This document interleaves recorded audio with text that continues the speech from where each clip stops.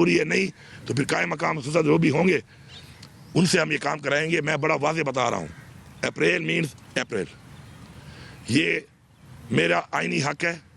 इस आइनी हक के लिए फिर मैं निकलूँगा, पूरे सूबे की आवाम को भी लेके निकलूँगा, पूरे सूबे की पुलिस को, इंतज़ामिया को, सरकारी मुलाजमीन को, सबको लेके निकलूँगा और ये हक मैं मांगता हूँ। और अगर मुझे हक नहीं मिलेगा तो फिर मैं दिखाऊँगा कि मेरा सूबा, मेरी आवाम इतनी कमज़ोर और इतनी लावारिस नहीं है कि अपना हक ना ले सके। मुझे इस वक्त AIP का वो पैसा जो कि फेडरल गवर्नमेंट देती है मर्ड डिस्ट्रिक्ट में, इन हालात के बावजूद भी पिछले 11 महीनों से पेमेंट नहीं हो रही। मैं चला रहा हूँ फिर भी निज़ाम को अल्हम्दुलिल्लाह, लेकिन ये ना देना इस बात का सबूत है कि इनकी इतनी सीरियसनेस है। इस हवाले से जो नेट टाइटल का हमारा वो 2020 अरब है वो तो अलहदा है एशियन काजी वाला, उसकी तो बात चलेगी। उसके अलावा जो रेगुलर हमें आता है उस पर भी 75 अरब रुपया हमें नहीं दिया गया। ये साबित करता है इनकी सीरियसनेस को रिगार्डिंग KP, एक सूबा और फिर मर्ज एरिया जो कि मर्ज होकर हमारे साथ आया। मैं इनसे गुजारिश करता हूँ कि ठीक है माशाल्लाह रेवेन्यू मेरे पास बहुत है, मैं एक निज़ाम को चला रहा हूँ, लेकिन इन पैसों के मिलने से इन लोगों की जो डेवलपमेंट होगी, यहाँ पर जो एम्प्लॉयमेंट होगी, यहाँ पर जो मसाइल हल होंगे, उससे ये हालात कंट्रोल होंगे। तो मेहरबानी करके, हम पाकिस्तान का हिस्सा हैं, हमारा ये आइनी हक है और हमारा ये कानूनी हक है, हमें ये दिया जाए। इस वक्त भी कुर्रम में मसला बना, सारा फाइनेंस सूबाई हुकूमत कर रही है उसको। आपका बकाखेल में कैंप है, इनकी जिम्मेदारी है, इन्होंने पेमेंट्स रोकी हुई हैं, उनको पेमेंट सूबाई हुकूमत कर रही है, एहसान नहीं कर रही। हमारा ये फ़र्ज़ है, हम करेंगे, लेकिन जिसकी जिम्मेदारी है, जिसकी कमिटमेंट है, उसका ना करना, उनकी मिसकमिटमेंट, उनकी जिम्मेदारी और गैर संजीदगी, ये तीनों चीज़ें जो हैं इससे वाज़ेह होती हैं। और मैं आखिर में इतना ही कहूँगा कि जो ये बातें मैंने की हैं, इसे मैंने टाइम लाइन भी दे दी हैं, इसे मैंने मौके भी दे दिया है। इसके ऊपर आगे फिर जो भी चीज़ आएगी सामने तो उसे फिर आपको फिर कौम को फिर इंशाल्लाह इस पर आगाह किया जाएगा। आपने दहशतगर्दी की बात की, खैबर पख्तूनख्वा में दहशतगर्दी जो लोगों को, मुसाफिरों को बेदर्दी के साथ बसों से उतारकर, गाड़ी से उतारकर शहीद किया गया, फिर उसके बाद उनको इंसाफ मिला तो दूर अभी तक 6 माह से ज़्यादा का सबूत चुका है, मुआशरे में है, 30 तक कोशिश नहीं बना सके, उनको इंसाफ को फराहम नहीं कर सके। आप तब तक उनको गले लगा रहे हैं और साथ साथ जिन पुलिस ऑफिसरों को शहीद किया गया था उनकी तहकीकात कहाँ तक पहुँच चुकी है इंसाफ फराहम करवाने की? पहली बात तो ये देखिए जी, ये जो बड़ा चिराग का मसला है 103 साल से पुराना मसला है। हमेशा यही हुआ कि वक्ती तौर पर हल हो जाता था तो उस पर हुकूमत आराम से बैठ जाती थी। हमने उसका वाज़ेह मुकम्मल हल निकाला है। बंकर्स हमने जिरगा करके बिठा के बंकर्स को हम ख़त्म कर रहे हैं और ये बंकर हज़ारों की तादाद में जब बने और बनने दिए गए तो उस वक्त सत्तू पी के जो सो रहे थे उनका जिम्मेवार तो मैं नहीं हूँ, नंबर 1। नंबर 2, अगर वहाँ पर जो हुआ deputy commissioner in the line of duty, ये अमलदारी साबित होती है हुकूमत की कि वो in the line of duty front line पे वो ज़ख्मी हुआ, उसमें असिस्टेंट कमिश्नर ज़ख्मी हुआ, उसमें हमारे लोगों ने शातें दी वहाँ पर। उसके बाद जो कार्रवाई नहीं छोड़े जा रहे थे उसके बाद ट्रकों को जलाया गया, हमले किए गए, लेकिन अल्हम्दुलिल्लाह उसके बाद से अब तक मुतवातिर हमारे कार्रवाई जा रहे हैं। मैंने मसले का मुकम्मल हल निकाला है और अल्हम्दुलिल्लाह आपस में बैठ के एक सीज़ फायर के साथ साथ इस वक्त उस पूरे रोड के ऊपर 1 अरब रुपया मैंने दिया है, जिसके ऊपर मुकम्मल चेक पोस्टें बन रही हैं, मुकम्मल कैमरे लग रहे हैं, ताकि मसला वंस फॉर ऑल हल हो।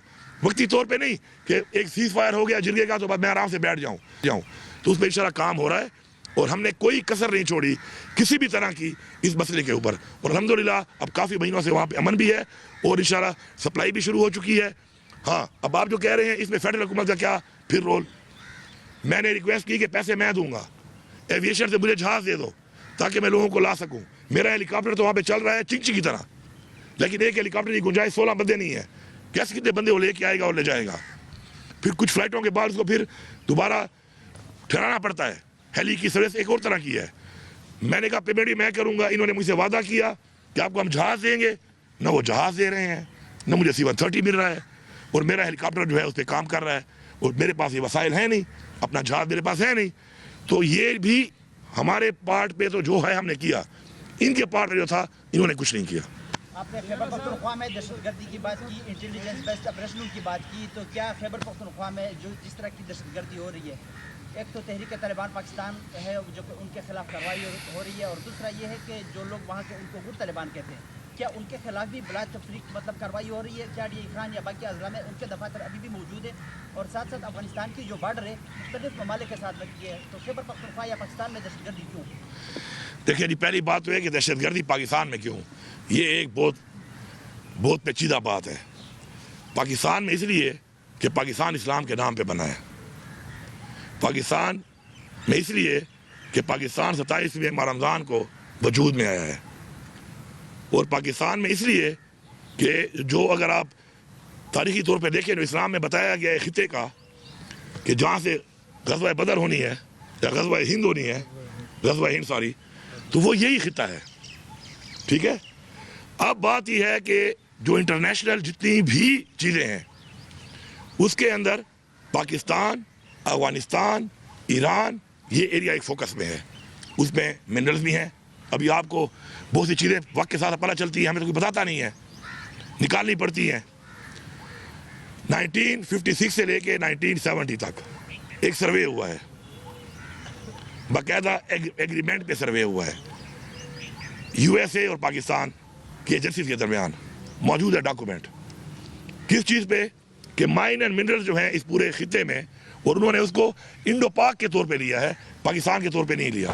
और उसमें ये वाज़े लिखा हुआ है उस एग्रीमेंट में कि ये एक इकोनॉमिक बहुत बड़ा हब है इस माइन एंड मिनरल्स का। उसके बाद अफगानिस्तान पे हमले होते हैं, ईरान के हालात आपके सामने हैं, तमाम मुस्लिम ममालिक के अंदर जो इस वक्त हालात चल रहे हैं, आप कुवैत से शुरू हों, इराक, शाम, फ़लस्तीन, मुसलमान ममालिक पे क्यों हो रहा है? क्योंकि ये जो फोर्सेस हैं जो इस्लाम दुश्मन है वो इन चीज़ों को देख रही हैं कि हमारी कुरान के मुताबिक, इस्लामी तारीख के मुताबिक, हमारा जो मुसलमानों का एक ईमान है उसमें जो चीज़ें मुंसलिक हैं उससे नुकसान जिन को होना है, जिन फोर्सेस को होना है, जिन अवामिल को होना है, तो वो हम उसका मुकाबला कर रहे हैं। और बाकी जो आपने बात की है, जो गुड बैड तालिबान के बारे में आप कहते हैं, तो मैं तो हमेशा देश का मुखालिफ हूँ। गुड बैड तालिबान में बात कर लूँ कि पहले की हुई है? मुलाकात हुई है आपकी अदारा जेल में इमरान खान साहब से। उस मुलाकात के बाद जो खबरें चली है,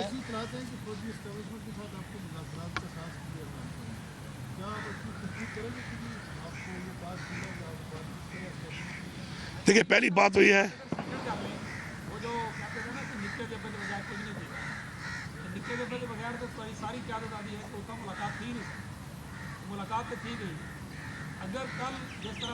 आपको ये कहना चाहिए कि मेरी मुलाकात 2 महीने बाद क्यों हुई।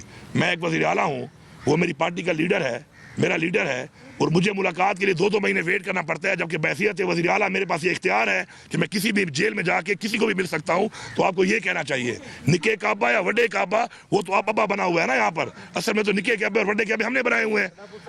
आईनी तौर पर तो मुझे हर हफ्ते मिलना चाहिए, मेरे पास अदालत का ऑर्डर भी है।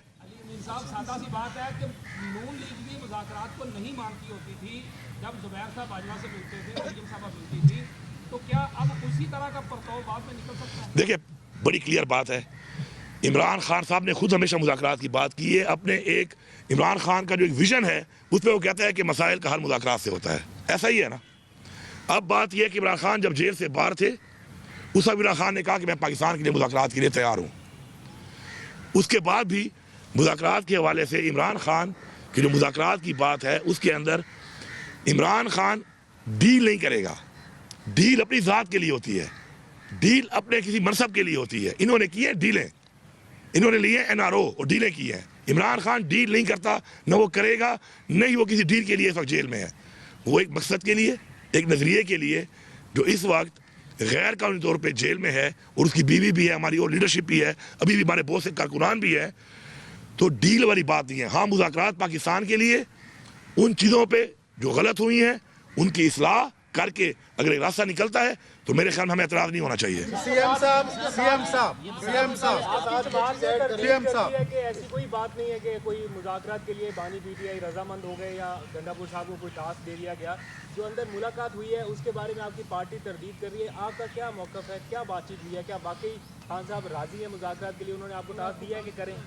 पहली बात तो ये है कि मुलाकात हुई है मेरी, तरदीद कर रहा है कोई और, बयान मैंने दिया नहीं है। क्या मैंने बोला कि मेरे साथ मुज़ाकरात के हवाले से खान सर ने मुझे कोई टास्क दिया है या मेरी बात हुई है?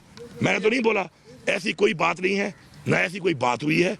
खान साहब के साथ मेरी एक लंबी तफसीली मुलाकात हुई, बड़े अरसे बाद हुई, जल्दी होनी चाहिए। उस पर हमने हुकूमती मामला भी डिस्कस किए।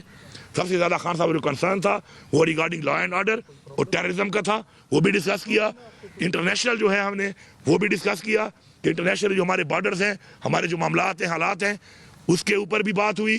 साथ साथ मैंने खान साहब को पहले ही बताया हुआ है, खान साहब मुझे नहीं कहता, न उसने मुझे कहा, लेकिन बहैसियत वज़ीर आला, बहैसियत पीटीआई का वर्कर, मैं इमरान खान की जंग लड़ रहा हूँ, हर फोरम पे लड़ रहा हूँ, मैं लड़ता रहूँगा, जो मुझसे होगा मैं करूँगा और मैं कर रहा हूँ।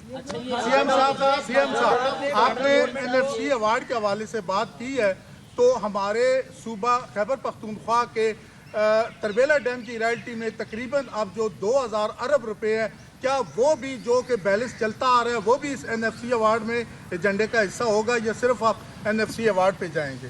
एनएफसी अलहदा है, ये सीसीआई का इशू है। चंगेज खान जदून हूँ, प्याम खैबर न्यूज। जी, ये एनएफसी एक अलहदा इशू है।